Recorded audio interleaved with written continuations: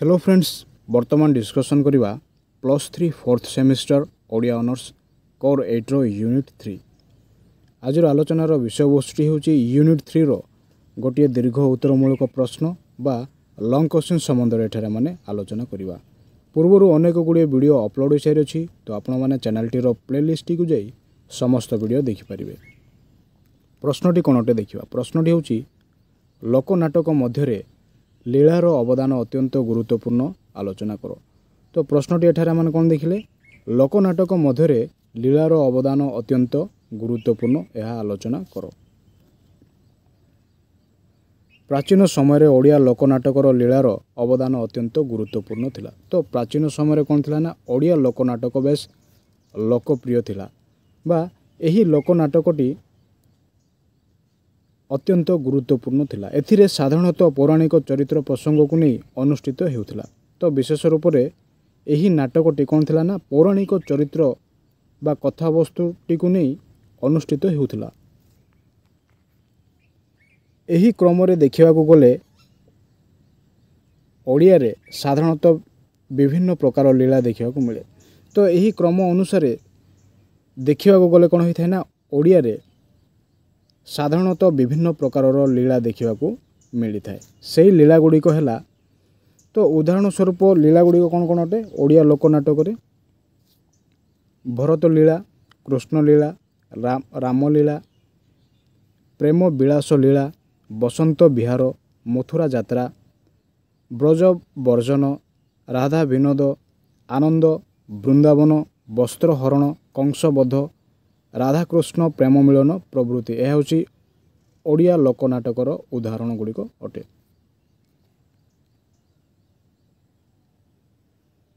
लीला प्रसंग रे समालोचक तथा ओडिया साहित्यर प्रख्यात समालोचक शैलेश्वर नंदक भाषारे, तो लीला प्रसंग रे समालोचक तथा ओडिया साहित्यर प्रख्यात समालोचक शैलेश्वर नंदक भाषारे से कौन कही अच्छे ना, ओडिशार गीतिनाट्य और लीला मध्य विशेष किसी प्रभेद देखा जाई नथिले भी उपरोक्त कलेवर घेनी अतीत ओडिया लीला माने परिवेशित होउथिला तार नवीकृत रूप गीतिनाट्य आत्मप्रकाश करथिबा अनुमान करा जाए। तो एठारे समालोचक शैलेश्वर नंद कौन प्रकाश करियछंती ना, ओडिशार गीतिनाट्य और लीला मध्य विशेष किसी प्रभेद नथिबा से कही अछंती एवं उपरोक्त कलेवर घेनी अतीतर ओडिया लीला मान परिवेशित हेउथिला एवं तार नवीकृत रूप गीतिनाट्य आत्मप्रकाश करथिबा अनुमान करा जाए।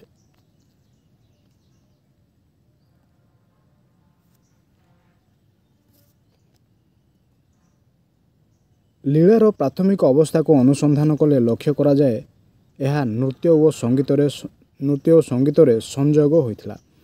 तो प्राथमिक अवस्था को जदि आमने अनुसंधान करिबा बा लक्ष्य करिबा, ताहले यह नृत्य एवं गीतर संयोग रे यार सृष्टि होई अछि। एही नृत्य गीत मध्य आध्यात्मिकतार अपूर्व संयोग मध्य देखा देई थाए। तो एही नृत्य एवं गीत मध्य केउ विषयटी संयोग होइथिबा माने लक्ष्य करथाउ ना, आध्यात्मिकता संयोग होइथिबा माने लक्ष्य करथाउ। ओडिया संस्कृतिर नृत्य परिवेशित हुए। तो ओडिया संस्कृति रे केउ विषयटी परिवेशित होता है ना, नृत्य विषयटी बा नृत्यटी परिवेशित होता है। महाभारत रामायण भागवतर कथावस्तु को नहीं यह रचना करा जायथाय। तो यार रचना किभଳି भाव होता है ना, महाभारत रामायण एवं भागवतर कथावस्तुटी को नहीं यार रचना होता है। दर्शक माने पौराणिक विषय वस्तुर प्रदर्शन देखिबा परे आत्मरा हुअन्ति। दर्शक माने एही समस्त पौराणिक विषय वस्तु रो प्रदर्शन देखिबा परे से माने कोन हुअन्ति ना, भाव विह्वल बा आत्महरा हुअन्ति। यह बहु दिन पर्यंत बा हृदय आउ मनरे बसा बांधी रही थाए। यह बहु दिन पर्यंत हृदय मध्य कोन होइथाय ना, बसा बांधी रही थाए। कोन ना, ए समस्त पौराणिक विषय वस्तु गुड़िक यही सबु अभिनय रसवंत दृश्य देखि दर्शकटी रससिक्त होती। तो यही समस्त अभिनय ରସବନ୍ତ ଦୃଶ୍ୟଗୁଡ଼ିକ ଦେଖି ଦର୍ଶକମାନେ କ'ଣ ହୁଅନ୍ତି ନା ରସସିକ୍ତ ହୁଅନ୍ତି। ସଙ୍ଗୀତର ଆଧ୍ୟାତ୍ମିକ ସ୍ପର୍ଶରେ ସେ ହୁଏ ବିମୋହିତ। ତ ସଙ୍ଗୀତ ମଧ୍ୟରେ ଆଧ୍ୟାତ୍ମିକ ବିଷୟବସ୍ତୁମାନ ମଧ୍ୟ ଦେଖିବାକୁ ମିଳିଥାଏ। ଲୀଳାରେ ସଙ୍ଗୀତ ଆଉ ନୃତ୍ୟ ପ୍ରଧାନ ହେଲେ ବି କଥାବସ୍ତୁ ଅବତାରଣାରେ ଏହା ସ୍ୱତନ୍ତ୍ରତା ବଜାୟ ରଖିଥାଏ। ତ ଲୀଳାରେ ସଙ୍ଗୀତ ଓ ନୃତ୍ୟ ପ୍ରଧାନ ହେଲେ ମଧ୍ୟ ଏହାର କଥାବସ୍ତୁଟି କ'ଣ ହୋଇଥାଏ ନା ସ୍ୱତନ୍ତ୍ରତା ଦେଖିବାକୁ ମିଳିଥାଏ। କଥାବସ୍ତୁଟିରେ ଆମମାନେ କ'ଣ ଦେଖିବାକୁ ପାଇଥାଉ? ସ୍ୱତନ୍ତ୍ରତା ଦେଖିବାକୁ ପାଇଥାଉ। ନାଟକୀୟ ଅବରୋହ ଓ ଆରୋହ ମଧ୍ୟରେ ପୌରାଣିକ କଥାବସ୍ତୁ ଗତି କରିଥାଏ। ନାଟକୀୟ ଅବରୋହ ଓ ଆରୋହ ମଧ୍ୟରେ ପୌରାଣିକ କଥାବସ୍ତୁ କ'ଣ କରିଥାଏ ନା ଗତିଶୀଳ ହୋଇଥାଏ। ଓଡ଼ିଆ ଲୋକନାଟକ ପରମ୍ପରାରେ ବର୍ଣ୍ଣିତ ଲୀଳା ନିମ୍ନରେ ଆଲୋଚନା କରାଗଲା। ତ ଓଡ଼ିଆ ଲୋକନାଟକର ପରମ୍ପରା ବିଷୟଗୁଡ଼ିକ ନିମ୍ନରେ କ'ଣ କରାଯାଇଛି ନା ବର୍ଣ୍ଣିତ କରାଯାଉଛି। ସେଗୁଡ଼ିକ କ'ଣ କ'ଣ ଅଟେ ଦେଖିବା। ପ୍ରଥମରେ ରହିଲା ରାମଲୀଳା। ରାମଲୀଳା କ'ଣ ଅଟେ ଦେଖିବା। ଓଡ଼ିଶାର ପୁରପଲ୍ଲୀରେ ଆଜିକୁ 5 ବର୍ଷ ଧରି ରାମଲୀଳା ଲୋକପ୍ରିୟତା ହାସଲ କରି ଆସୁଅଛି। ତ ରାମଲୀଳାର ବିଷୟବସ୍ତୁ ଗୁଡ଼ିକ କ'ଣ କ'ଣ ଅଟେ ନା ଓଡ଼ିଶାର ପୁରପଲ୍ଲୀରେ ତ ଓଡ଼ିଶାର ପ୍ରତ୍ୟେକ ଗ୍ରାମରେ ଆଜିକୁ 5 ବର୍ଷ ଧରି କ'ଣ ହୋଇଅଛି ନା ରାମଲୀଳାର ଲୋକପ୍ରିୟତା ହାସଲ କରିପାରିଅଛି।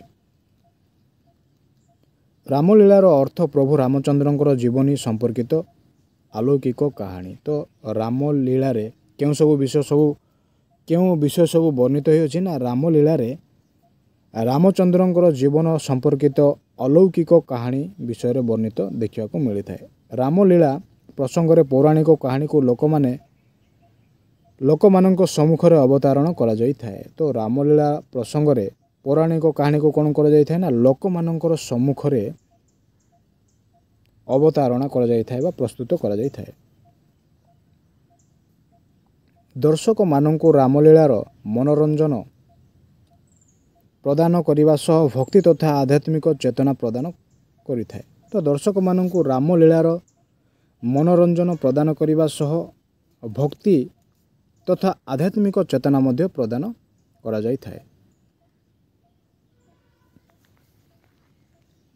ପଞ୍ଚସଖା ଯୁଗର ଶ୍ରେଷ୍ଠ କବି ଏବଂ ଭକ୍ତ ବଳରାମ ଦାସଙ୍କ ଦ୍ୱାରା ରଚିତ ଜଗମୋହନ ରାମାୟଣରୁ କଥାବସ୍ତୁ ସଂଗ୍ରହ କରି ରାମଲୀଳାର ଲେଖକ ସଫଳ ନାଟ୍ୟ ରୂପାୟନ କ୍ଷେତ୍ରରେ ସମର୍ଥ ହେଉଛନ୍ତି। ତ ପଞ୍ଚସଖା ଯୁଗର ଶ୍ରେଷ୍ଠ କବି କିଏ ଅଟନ୍ତି ନା ବଳରାମ ଦାସ। ସେ ତାଙ୍କ ଦ୍ୱାରା ରଚିତ ଜଗମୋହନ ରାମାୟଣ କଥାବସ୍ତୁକୁ ସଂଗ୍ରହ କରି ରାମଲୀଳାର ଲେଖକମାନେ କ'ଣ କରିଛନ୍ତି ନା ସଫଳ ନାଟ୍ୟ ଗୁଡ଼ିକ ସେମାନେ ରଚନା କରିପାରିଅଛନ୍ତି। ଏତଦ୍ ବ୍ୟତୀତ କବି ସମ୍ରାଟ ଉପେନ୍ଦ୍ର ଭଞ୍ଜଙ୍କର ରାମ ଲୀଳାମୃତ କାବ୍ୟ ସହ ପ୍ରଭୁ ଶ୍ରୀ ଜଗନ୍ନାଥଙ୍କର ସେବକ ବିଶ୍ୱନାଥ ଖୁଣ୍ଟିଆଙ୍କର ବିଶି ରାମଲୀଳା ଅତ୍ୟନ୍ତ ଗୁରୁତ୍ୱପୂର୍ଣ୍ଣ ଅଟେ। ତ କବି ସମ୍ରାଟ କିଏ ଅଟନ୍ତି ନା ଉପେନ୍ଦ୍ର ଭଞ୍ଜଙ୍କର ରାମ ଲୀଳାମୃତ କାବ୍ୟ ଏବଂ ଜଗନ୍ନାଥଙ୍କର ସେବକ ବିଶ୍ୱନାଥ ଖୁଣ୍ଟିଆ ବିଶି ରାମଲୀଳା ଏହି ଦୁଇଟି କ'ଣ ଅଟେ ନା ଅତ୍ୟନ୍ତ ଗୁରୁତ୍ୱପୂର୍ଣ୍ଣ କାବ୍ୟ ଅଟେ।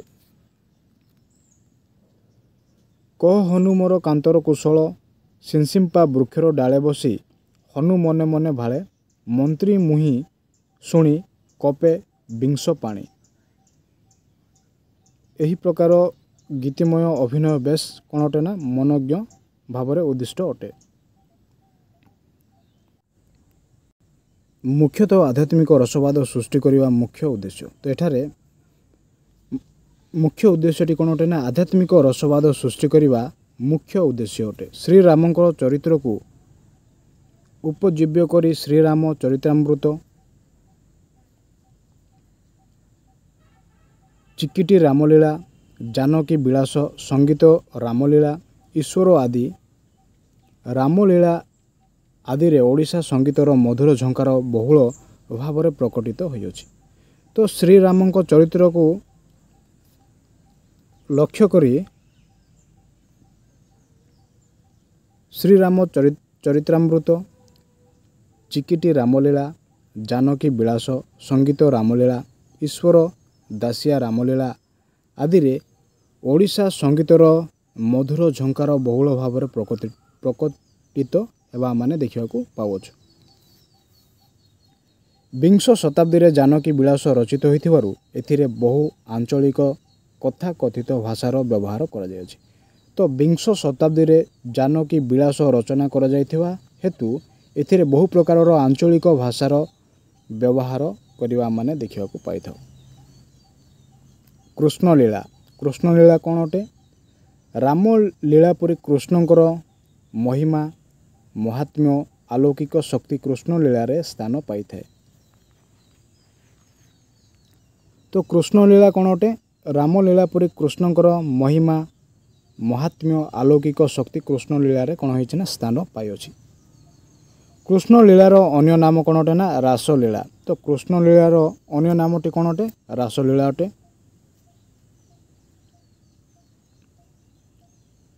ଦକ୍ଷିଣ ଭାରତରେ ବିଶେଷ କରି ଏହି ଲୀଳା ଲୋକପ୍ରିୟତା ହାସଲ ହୋଇଅଛି। ଦକ୍ଷିଣ ଭାରତରେ ବିଶେଷ ଭାବରେ କ'ଣ ହୋଇଅଛି ନା ଏହି ଲୀଳା ଲୋକପ୍ରିୟତା ହାସଲ କରିଅଛି। ଭାରତରେ କୁଟିଆ ଭାଗବତ ମେଳା ଓ ଉତ୍ତର ଭାରତରେ ରାମାୟଣ ପରି ଓଡ଼ିଶାର କୃଷ୍ଣଲୀଳା ଓ ରାସର ବୈଷ୍ଣବୀୟ ଚେତନାର ପ୍ରଚାର ପ୍ରସାର ହୋଇଅଛି।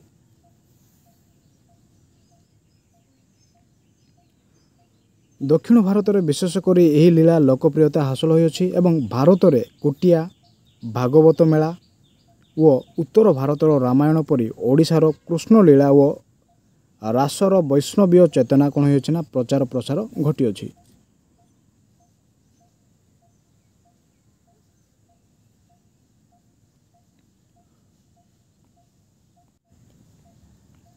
ଓଡ଼ିଆ ଲୋକନାଟ୍ୟରେ ଶ୍ରୀ ଜୟଦେବଙ୍କର ଗୀତ ଗୋବିନ୍ଦ ହିଁ କୃଷ୍ଣଲୀଳା ଓ ରାସଲୀଳାର ପ୍ରଦର୍ଶନ ନିଦର୍ଶନ। ଓଡ଼ିଆ ଲୋକନାଟ୍ୟରେ ଶ୍ରୀ ଜୟଦେବଙ୍କର କ'ଣ ନା ଗୀତ ଗୋବିନ୍ଦ ଏହା କ'ଣ ଅଟେ ନା କୃଷ୍ଣଲୀଳା ଓ ରାସଲୀଳାର ପ୍ରଥମ ନିଦର୍ଶନ ଅଟେ।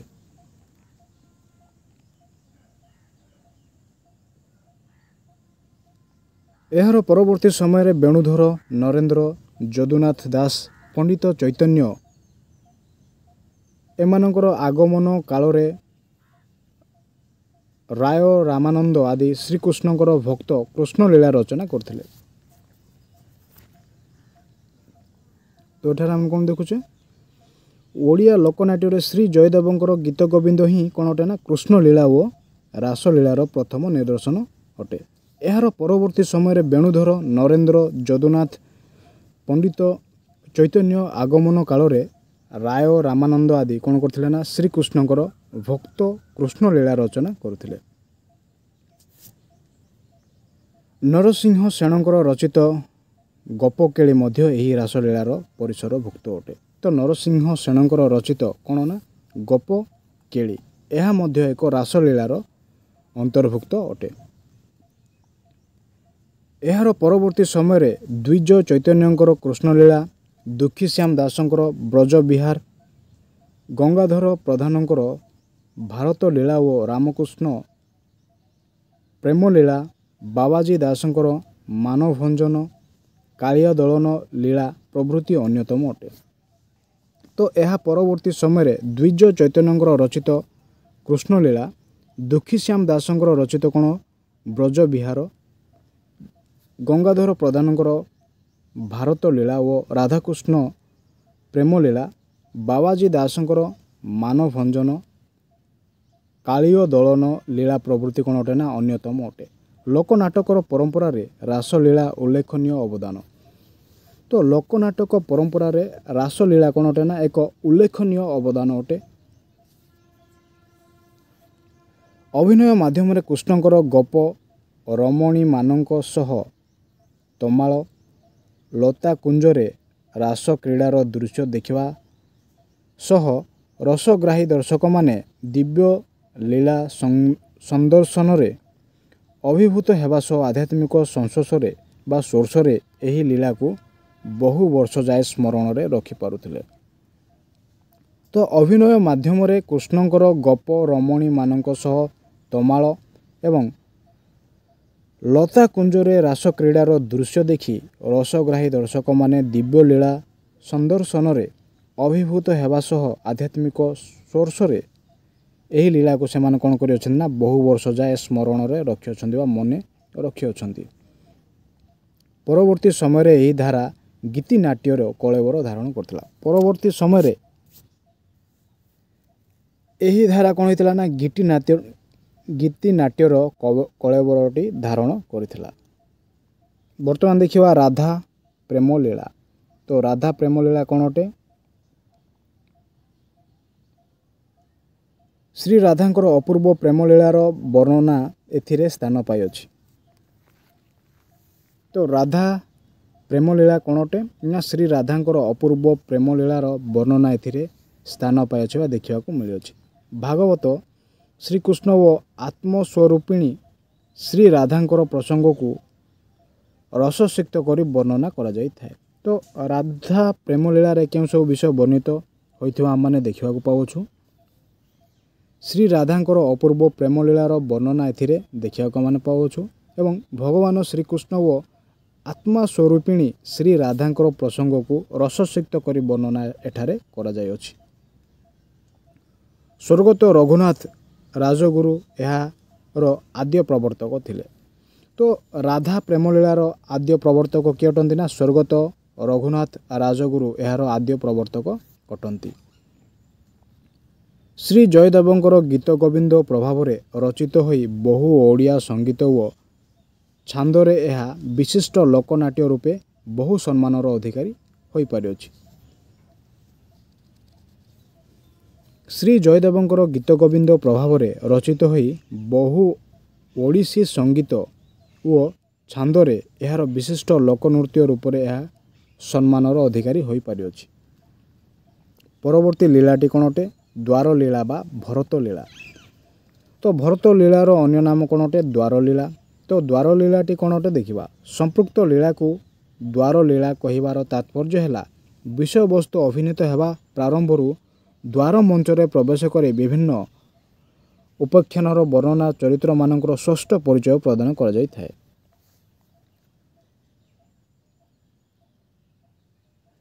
ଏହାକୁ ଦ୍ୱାର ଲୀଳା କହିବାର ତାତ୍ପର୍ଯ୍ୟ ହେଉଛି ପ୍ରାରମ୍ଭରୁ ଦ୍ୱାର ମଞ୍ଚରେ ପ୍ରବେଶ କରି ବିଭିନ୍ନ ଉପାଖ୍ୟାନର ବର୍ଣ୍ଣନା ଚରିତ୍ରମାନଙ୍କର ସ୍ପଷ୍ଟ ପରିଚୟ ପ୍ରଦାନ କରୁଥିବା ହେତୁ ଏହାର ନାମ କ'ଣ ହୋଇଥାଏ ନା ଦ୍ୱାର ଲୀଳା ବୋଲି ମଧ୍ୟ କୁହାଯାଇଥାଏ।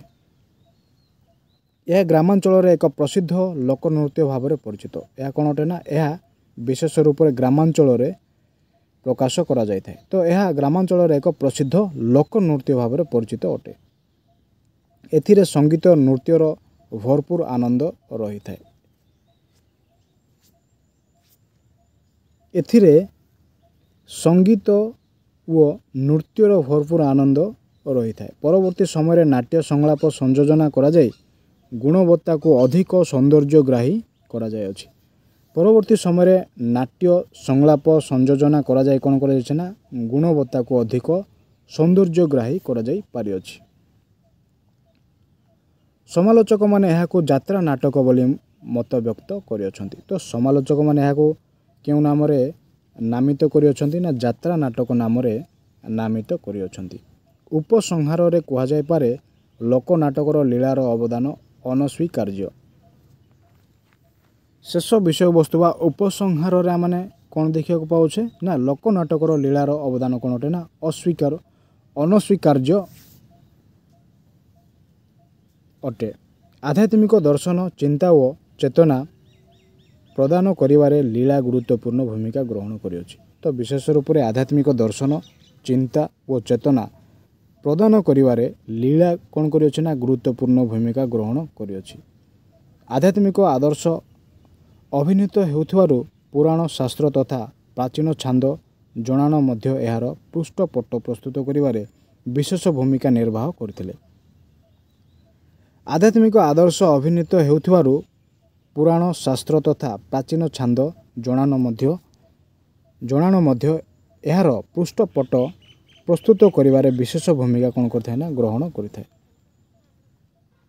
ଦ୍ୱାଦଶ ଶତାବ୍ଦୀରୁ ଓଡ଼ିଆ ଲୋକନାଟ୍ୟ ପରମ୍ପରା ଓଡ଼ିଶାରେ ପ୍ରଚଳିତ ହୋଇ ଆସୁଅଛି। ଦ୍ୱାଦଶ ଶତାବ୍ଦୀ ଠାରୁ କ'ଣ ହେଉଛି ନା ଓଡ଼ିଆ ଲୋକନାଟ୍ୟ ପରମ୍ପରା ଓଡ଼ିଶାରେ ପ୍ରଚଳିତ ହୋଇ ଆସୁଅଛି। ଅଷ୍ଟାଦଶ ଶତାବ୍ଦୀରେ ଲୀଳା ଯାତ୍ରାର ସୁବର୍ଣ୍ଣ ଯୁଗ ଥିଲା। ତ ଅଷ୍ଟାଦଶ ଶତାବ୍ଦୀ କ'ଣ ଥିଲା ନା ଲୀଳା ଯାତ୍ରାର ସୁବର୍ଣ୍ଣ ସୁଯୋଗ ଥିଲା। ତ ଅଷ୍ଟାଦଶ ଶତାବ୍ଦୀରେ ଲୀଳା ଯାତ୍ରାଟି ଆରମ୍ଭ ହୋଇଥିଲା। ଏହି ସମୟରେ ଓଡ଼ିଆ ସାହିତ୍ୟରେ ସଂଖ୍ୟାଧିକ ଭାବରେ ଓଡ଼ିଆ ଲୋକନାଟ୍ୟରେ ଲୀଳା ରଚନା କରାଯାଇଥିଲା। ତ ଏହି ଅଷ୍ଟାଦଶ ଶତାବ୍ଦୀ ମଧ୍ୟରେ କ'ଣ କରାଯାଇଥିଲା ନା ଓଡ଼ିଆ ସାହିତ୍ୟରେ ସଂଖ୍ୟାଧିକ ଭାବରେ ଓଡ଼ିଆ ଲୋକନାଟକର ଲୀଳା ଗୁଡ଼ିକ ରଚନା କରାଯାଇଥିଲା।